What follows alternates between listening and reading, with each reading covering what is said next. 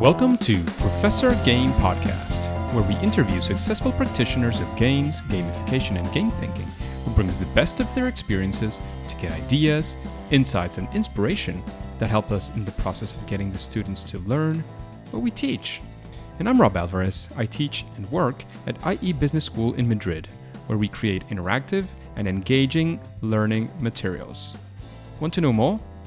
Go to professorgame.com/subscribe, start on our email list, and ask me anything. So engagers, welcome once again to Professor Game Podcast. And today we have somebody very, very special, a guest as usual. When this guest is called Kristen. But Kristen, before we get started, we need to know, are you prepared to engage? I am indeed.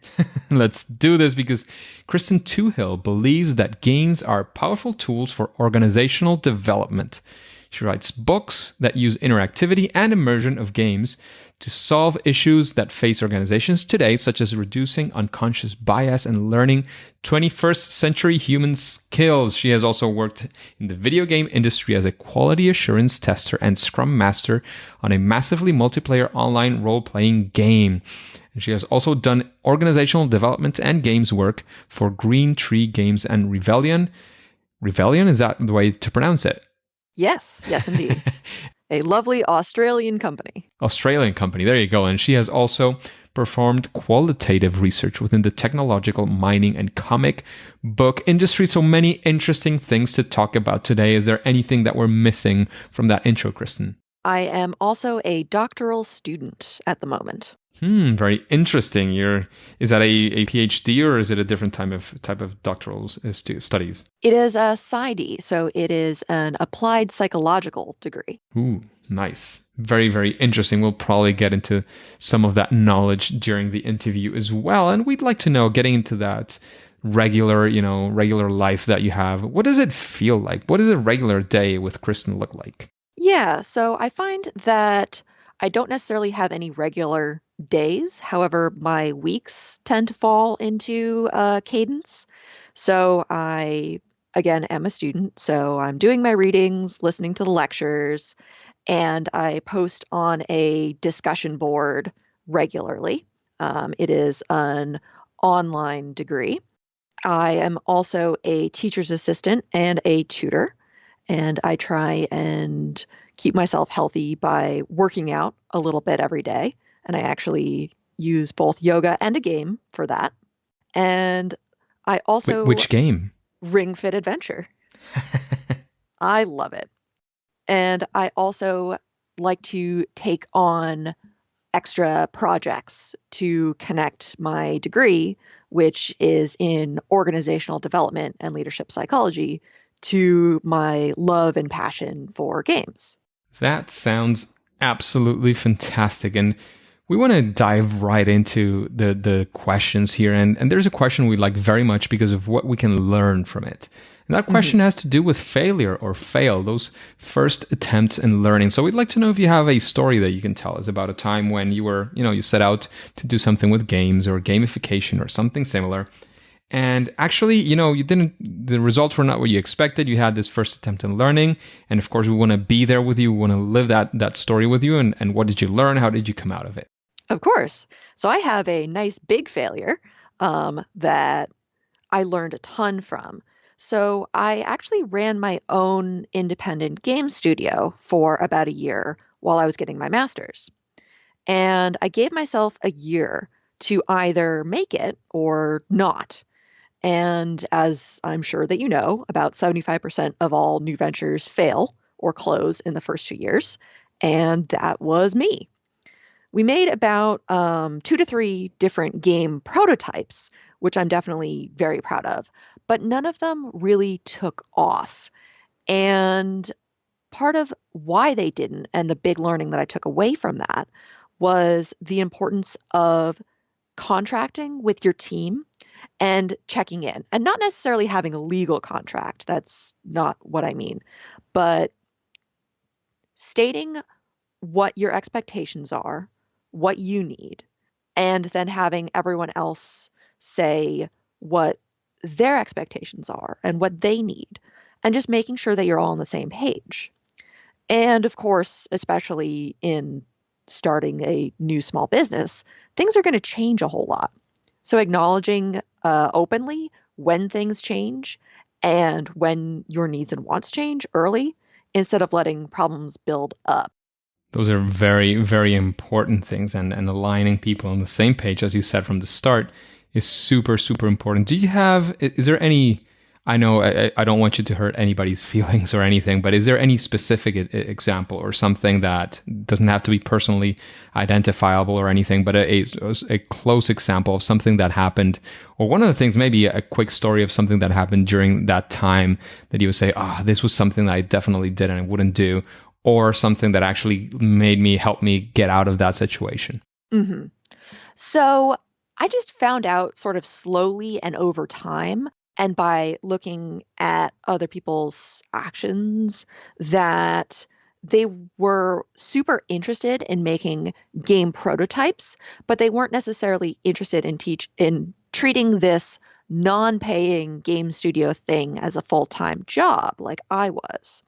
So we were just coming at it from very different perspectives, from the perspective of a hobby and the perspective of a job, and both of which are completely valid, completely fine, beautiful ways to come at it. But if you have two people coming at it from those very different perspectives and thinking that the other one's treating it the same way, then you can start to have a few problems. Sounds like it. Definitely. Definitely. So again, it has to do with, as you were saying, expectations and what do you want to make of it? And there's people listening to this podcast who are sometimes asking or looking at things like, well, I'm starting in this career in game-based solutions or gamification or even educational games or something similar. And it's a crucial point when what you were saying. It's a question that we have to make ourselves. Are you treating it as a hobby, as a side business? How much of your time is going to be invested into that? If it's a side business, if it's a full-time project, if you're leaving everything behind, how do you make sure everybody else is on the same page or that it's something compatible? Because you don't all have to be in that same situation necessarily, but it has to be somehow compatible and it has to be clear.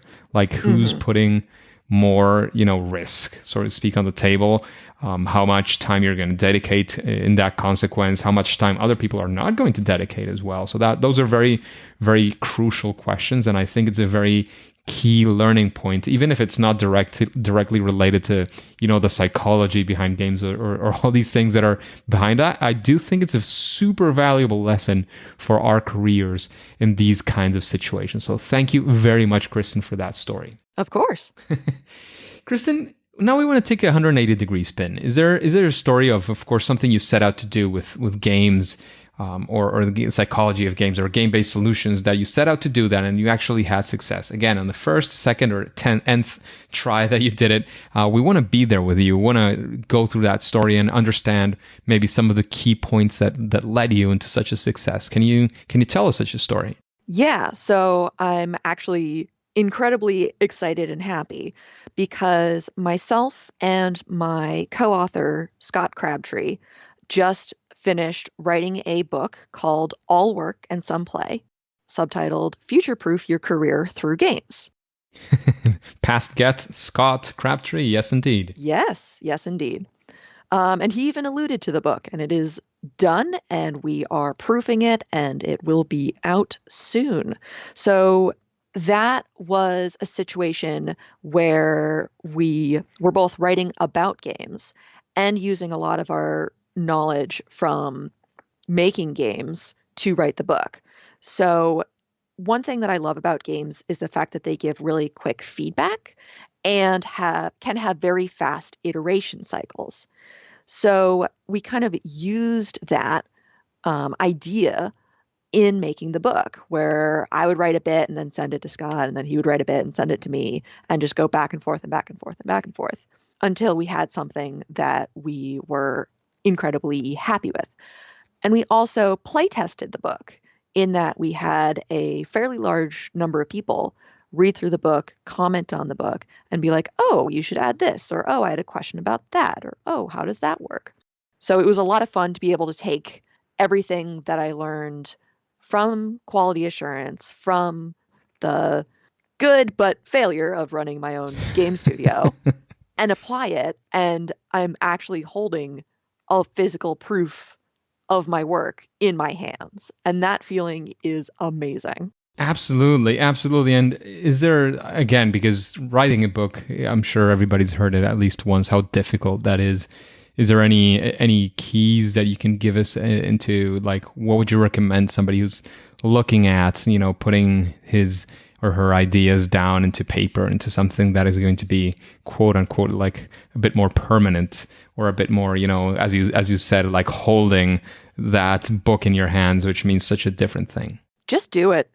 Just sit down and do it, because it's never going to exist if you don't put pen to paper.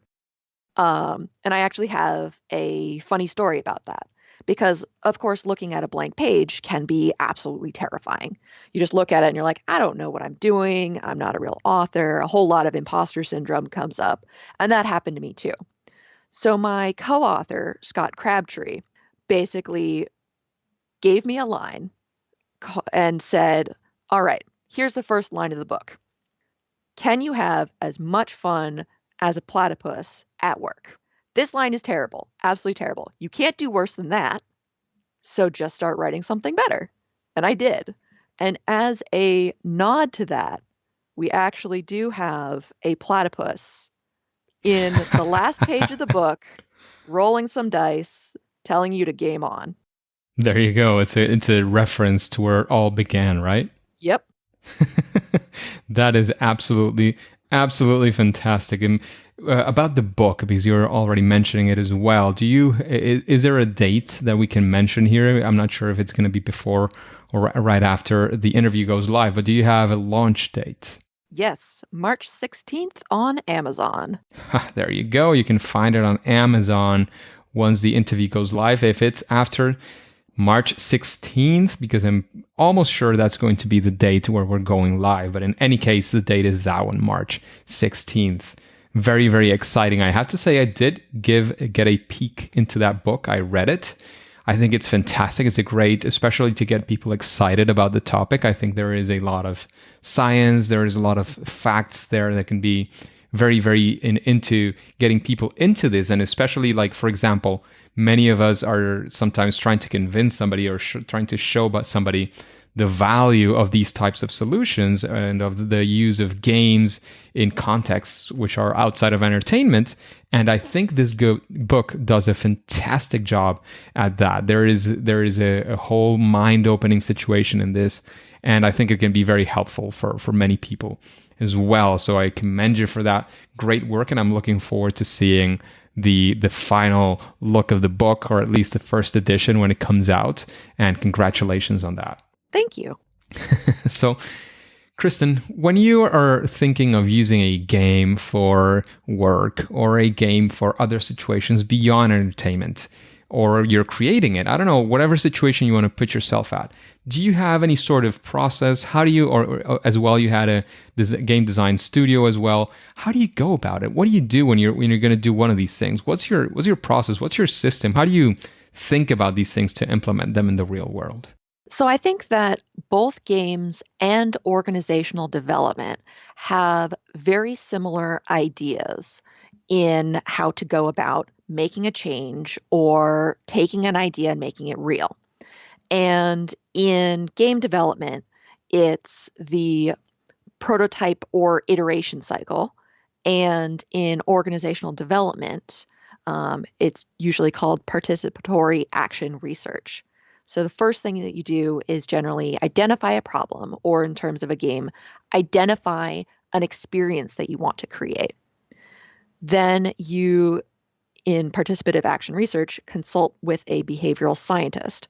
So for games, that would be talking to fellow developers, talking to people who are just subject matter experts of whatever you're interested in.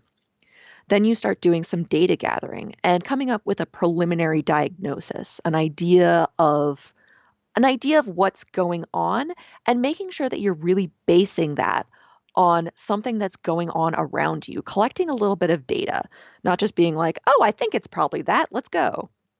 You give that feedback then to your client or the people that you're working with to then jointly diagnose what's going on, so that, again, it's not just you coming up with an idea of what's going on. Other people who are impacted get a say in how they see that data playing out. You then come up with a plan together or do joint action planning and decide how to take actions. So again, in terms of making a game, you can be like, all right, so we're going to start by prototyping out what we think is going to be our main game mechanics. So you can work on this part, you can work on this part, you can work on this. We'll come up with a schedule and put it all together. And then one of the most important parts is, after you take action, gather data again on that action and evaluate it. And this is where it becomes a loop, because then you'll take that data and see if there are problems and go back to problem identification. So you can go through many prototypes or many iterations, and every single time you're making it a little bit better, moving it a little bit more towards complete, making a change and seeing exactly how that change plays out. Absolutely. So that's the iterative process. So there, like, correct me if I'm getting it wrong, but what you're proposing here is that, of course, we have to identify this problem, then go gather some primary, basically data, I think. Maybe it could even be secondary, but you go out and gather data to validate what you're thinking. You communicate this gathering of information to the final, hopefully the final user or the client who is requesting the solution. Validate if what you understand is what this other person is understanding, or this other organization is understanding. And then, of course, set out your plan of whatever it is you're going to do. And then there is a fundamental thing that needs to happen there as well, is another data gathering, and possibly, or almost for sure, at least once, you'll get to have an iteration. Is that correct? Exactly, yeah. Fantastic. Just a quick break before we continue. Are you enjoying this podcast? If you're listening through a podcasting app, please subscribe and rate us on the app. This will be of great help to reach more engagers so we can change the world together through gamification. So, Kristen, is there something that you would say with your experience and your research, all these things that you've been doing and understanding throughout this time, is there something that you would say is sort of, again, I don't want to call it a silver bullet because it definitely is not what I'm looking for, but maybe a best practice, something that a project looking at these strategies will almost definitely at least benefit from? Yeah, so I would say making sure that you are using some sort of iteration loop or participative action research, and that you are specifically going through each and every step and not skipping any. And of course, astute listeners might say, oh, but that's the exact answer that you gave to the last question. Yes, but I'm sure that you can come up with tons of examples from your own life when everyone agreed that this was a fantastic idea, and of course we should gather data, and of course we should make sure that everyone looks at it and get all the perspectives in the room, and we should jointly decide what we're going to do about it and assign everybody tasks. And yet, even though everyone agrees that this is how we should be doing things, we somehow skip a step, or only go through one loop and go, well, we fixed it, it's done, instead of making as many iterations as time and budget allow.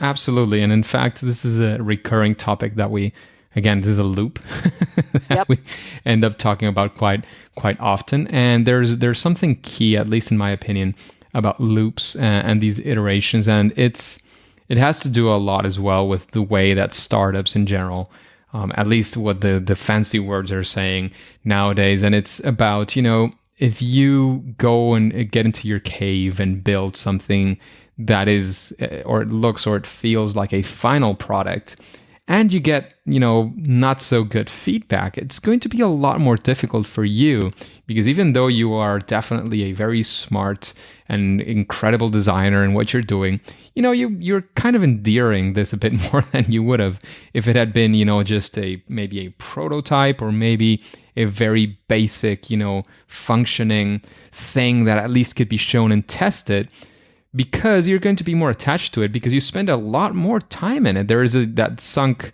cost fallacy in which, you invested so much time and now you want to try to fix it versus, completely pivoting and saying, well, I'm changing the direction almost drastically because I figured out some new information that I didn't have before. So I think that is, in my opinion, at least, it's one of the keys here, because otherwise it's going to be a lot more difficult to actually go through the iteration. You can go through the motions as well. You can say, well, I followed this process and I went through the motions. I gathered some data, I made some changes, and I gathered some more data and made some more changes. But it doesn't mean that it's going to be successful if you didn't make sure that, all that data that you gathered is somehow incorporated and you gathered sufficient data and you are not just trying to validate what you thought was right, but actually trying to, take a hard look at the results, take a hard look at your experiments and your prototypes and what actually happened with your users. And I'm not saying that's easy. I'm just saying it's super, super important. And I think after what you said, Kristen, it seems that you might agree with me. Yes, and I will back up that it is not easy. It is hard. It is very hard because you are asking people to look at things that are not done, that are ugly, and to tell you that and to tear them apart. But every single time that you do that, yes, it hurts, but it makes them better. And in the end, you can be so much more proud and so much happier of what you did because you know that it will make an impact because you followed this process and you got that feedback early. And again, although I spoke about participative action research for organizational development and an iteration cycle for games, that doesn't mean that you have to use it for just those things. This is how we wrote a book. This could be how you make a change in your personal life. You can apply this in many different areas. Absolutely. Absolutely true. Absolutely. I mean, at least I completely agree with what you're saying. And the other thing that I think is difficult, and I you didn't get to touch upon, but I know you'll agree, is that one of the things is that it seems when you get this feedback that it seems that you are setting yourself up to be told that you were wrong. And it kind of is that, but don't take it that way. My recommendation here would be to, have these as assumptions. Don't try to make it as though you got it absolutely right the first time. Even assume that you might not get it right the first time. And that way it's kind of easier to navigate through those maybe a bit murky waters of you get some feedback and it means that some of what you did is actually not going to be perfect. Mm-hmm. Exactly. Big surprise, we're humans. Yeah, shocking, I know. So, Kristen, after having a bit of, the feel of what these interviews look like, I know at least you heard Scott and hopefully a couple of more interviews at least of the podcast. Is there somebody that comes to your mind and say, oh, I'd really like to listen to this person answering these types of questions in Professor Game? Yes, indeed. So I am probably going to butcher her name, and I deeply apologize to her if I do, but Katie Salen Teckenbosch, and she is the co-author of Rules of Play. And that is my personal game book Bible. So I would love to hear her thoughts on everything that you have to ask.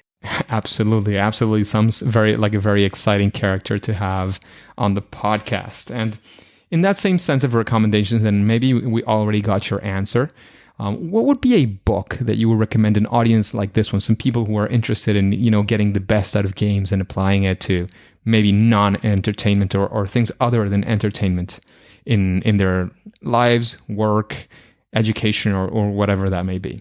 And you're correct. You did indeed also get my recommendation for Rules of Play. I think that, so she and her co-author break down games and what makes them unique and special and exactly how they work and many different ways to look at them in an incredibly readable, incredibly astute way. And anytime that you can deepen your knowledge about what games can do and how they work, you can come up with new ways to use them and better ways to use them. So I think that especially for this audience, that book is an amazing read. Plus, I can also just say, my book. You can always read my book. Absolutely, absolutely. That one should be right next to your and Scott's book, which we will probably be able to get right after this interview. You can just either click pause or wait for the end, find it, and get it in Amazon for your self-engagers. So in that same sense, after talking about the recommendations, after talking about other people who do great things, what would you say about the great things that you do? What would you say is your superpower, that thing that, distinguishes you maybe from most of other people? Yeah, so for this, I looked up my Gallup Strengths Finders scores, and my top 5 are strategic, learner, achiever, intellection, and activator. And basically what this means altogether is that I love learning new things. I love finding a creative way to apply these new things. And then I also have a strong drive to get things done. So I'm able to take everything that I learn, come up with an idea of, oh, wouldn't it be awesome if I did this with it? And then actually make that a reality. Absolutely. That makes a lot of sense. And talking still again a bit more about yourself, what would you say? And this is probably one of the most difficult questions of this podcast, according to guest feedback. What would you say is your favorite game? So I actually have an easy answer for that one, but I will say a caveat. It is not the best game, not by a long shot, but it's my favorite. And my favorite game is Final Fantasy VII. And that's because it was the right game at the right time for me. Before I'd played Final Fantasy VII, I'd played a lot of Nintendo games. So I'd played like Yoshi's Island and Super Mario World and all these games that had very little by the way of story. And so when I went into Final Fantasy VII, I thought that that was about the level of story that a game could tell. Like there's a Mario level, you beat it, you go to the next Mario level. And so when I got out of the very first part of the game and the world literally fell apart to reveal a world larger than I could have imagined, my little mind was blown and I was hooked. Very, very interesting, very good game as well. Some people might have their opinions, but that's what happens with games and these situations for sure. So thank you for your top and favorite game. Even with that caveat, I'm not sure why you went for that, but I respect it. I think it was a very, very good game. Many people liked it a lot, and because there are problems with it. And I think even if you love something, you should be able to look at it critically. So like, for example, the active time battle system in it, I liked it well enough, but it's not that interesting. And I remember as a kid having the time to grind up XP. But is that a very engaging loop by itself? Maybe not so much. No, I loved it at the time. Games have their way of getting in, and they have their ways of keeping us there. And games, I would argue, every game is definitely not for every person, and that is actually a good thing. That's okay. That's good. That's fine. And that makes games actually amazing for some people, and for some people just not to like them. And that's good. That's when you one of the things I like to talk about as well is the importance of designing games for somebody, for that audience, either idealized or the actual audience. If you're creating something, for example, for a company, you're not designing it for everybody in the world. You're designing it for your client and for the people who are going to use it. So keep that in mind and make sure it makes sense for them, not for the company right next to it, not for another company you'd like to work with the company you're working with, or the organization, or the school, or the students you're working with. So that's something that I like to highlight of games, and that I like when games do it correctly. So cheers to that. Exactly. Kristen, there seems to be still a few minutes that we have left, and the question that came out in the random set of questions that, of course, made sense for you. I think it's actually, I didn't plan this in advance, but it makes sense with what we've been talking about as well. And this question comes from somebody who's asking if you use some process to understand what are the game mechanics that you use with certain types of players. And it comes in very, very straight from what at least what I mentioned before. What do you think about that? Maybe types of players, I don't know if you use that very much or if you use it in a more general, broad sense. How do you decide on those or understand which are the good game mechanics to use? Test it, try it out. And if you can, try it out multiple times. So, for example, let's say you are choosing a game to bring into your workplace to help teach soft skills. And you know your organization better than an outsider. You know what will fly and what will not, and what will pique people's interests and what will not. I would say go to your friendly local game store, talk to an expert, get a couple of games, try them out in a game night at home, invite a colleague or two that you're close with if you can, and give it a shot. Because you won't know until you try. And especially if you try with the audience that you are targeting or someone reasonably close to it. Absolutely. And it loops into loops. what we were talking about before, and makes a lot of sense. I completely agree that that's one of the main things that we have to do. And of course, maybe somebody would say, well, but what do you do that first game that you choose? How do you do it? Well, I'd argue common sense. Depends on what you're teaching. If you, or you're trying to show, or what you're trying to understand, if it's, again, as you mentioned, soft skills, something that is related to that. And if you don't know any games in that sense, well, go to your local game store, ask. Somebody will probably be able to help you and test it out. There's even, I don't know where you are, but at least in Madrid, I've seen quite a few board game bars where you can just go there and test out some games. And of course, there are board game cafes, there are board game bars, there are local game stores in most places. And even if there are not, there are certainly lots of online forums where you can talk to other people who love games and say, hey, here's what I'm looking at. Here's what I want to try and build. Does anyone have an idea? And there's a very, very friendly community online for these types of recommendations. There's many places you can go. I can recommend you 2 or 3. There's one that I've participated a lot in the past is the Gamification Hub, and on Facebook it's a group. That's one of them. There's a fellow podcaster that has a group called Games, Gamification, and Game-Based Education, or something like that, which is the Board Gaming with Education podcast. That's Dustin Stats. He has a group, and there people are commenting on these things pretty regularly. And I'm sure there's hundreds more. I mean, there's a lot of people out there being able to communicate these things.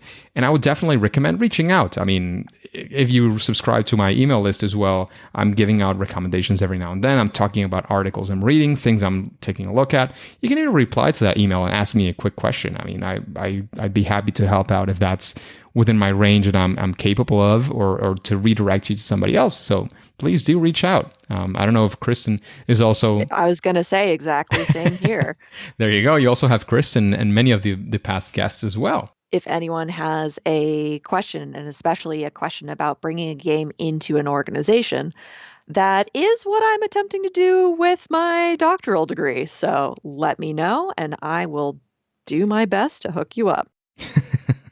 There you go. There you go. So, Kristen, we're mostly running out of time by now, but I don't want to let you go before you give us, your signals as well. If there's any sort of page for the book or anything similar, where we can find you in the world of the internet. If you have any final piece of advice, of course. And then, of course, we will say it's game over. All right. Yes. So again, the book is going to be on Amazon. All Work and Some Play, Future-Proof Your Career Through Games, authored by myself and Scott Crabtree. And it is also being made available through Happy Brain Science, Scott's company. So you can search that and come up with that. And if anyone wants to know more about Happy Brain Science, I am on the About the Team page. And people can also sign up for their newsletter and get a lovely little Introduction to Happiness package, which includes 2 free ebooks and some other goodies. I personally am probably best contacted through LinkedIn. And again, if anyone has questions, I will do my best to answer. There you go. All these signals that we just got from Kristen, we will be able to find it as well. If you go to professorgame.com, you type on the search bar, you type Kristen, Kristen, and you will definitely run into this page that I'm talking about, where we'll have the best show notes in the gamification world. Definitely. So thank you very much, Kristen, for, investing this time with the engagers, investing all that time that you invested in your book, because I think that's a very valuable and useful outcome for many, many of the people in the audience and the engagers. However, at least for now and for today, it is time to say that it's game over. All right. Thank you very, very much. I am deeply honored to be able to share this time with you and get to share more conversations with the engagers. Here you go. Let's do it. Hey, engagers. Thank you for listening to this Professor Game podcast. And I'd like to know, how are you listening to this podcast? If you're doing it through a podcasting app, have you subscribed? Have you rated and reviewed this podcast? Please do so if you haven't. That way, we can reach more engagers like you to achieve our mission of making learning amazing. If you want more instructions, you just have to go to professorgame.com/iTunes, and I will see you there.